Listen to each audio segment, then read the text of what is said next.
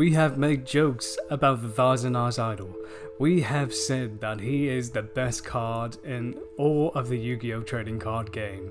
But we were wrong, for he has now achieved a golden form, the Lord Frieza of this card game, Golden Idol.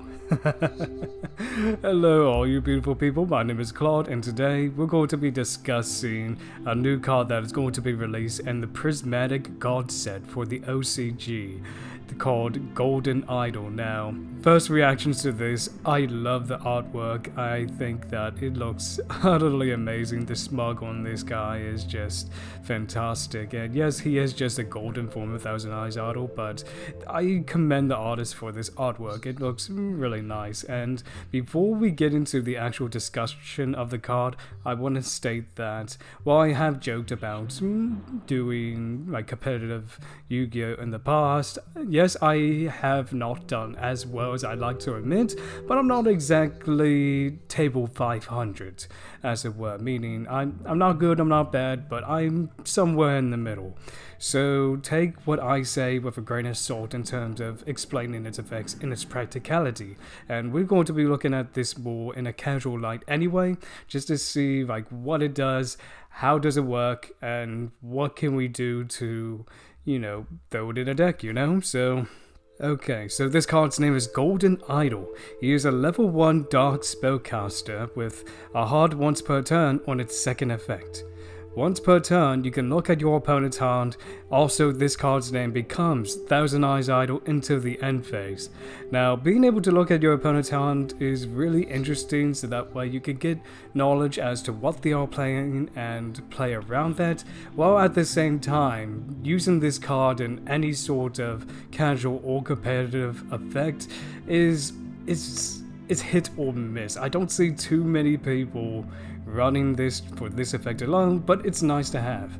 Also, its name becomes Thousand Eyes Idol into the end phase, which is great for any Thousand Eyes Idol OTK strategies, that's for sure. Its second effect. If this card is banished or sent to the graveyard by a card effect, you can target one effect monster your opponent controls, equip it to one of your relinquished or restrict eyes restrict monsters that cannot be normal summoned or set. While that monster is equipped by this effect, the monster that it is equipped to gains attack equal to equipped monsters. So it is nice being able to take a monster from your opponent's side of the field. However, it does target, and a lot of cards, they do have stipulations that they cannot be targeted, not to mention the restrictiveness of it only being for relinquished or eyes restrict monsters. Now, there's not too many cards with those names or, you know, in its own archetype, so it very much limits the potential use of this card. Not to mention, I'm just kind of struggling to figure out how to actually use this effect effectively, as it were, because you use Thousand Eyes Restrict, you take a monster from your opponent's side of the field, banish it for, I don't know, let's just say Chaos Sorcerer for example's sake, then use its effect to take another one of your opponent's monsters. That's nice, but at the same time, how are you going to get that Thousand Eyes Idol in the graveyard, or even banished in the first place?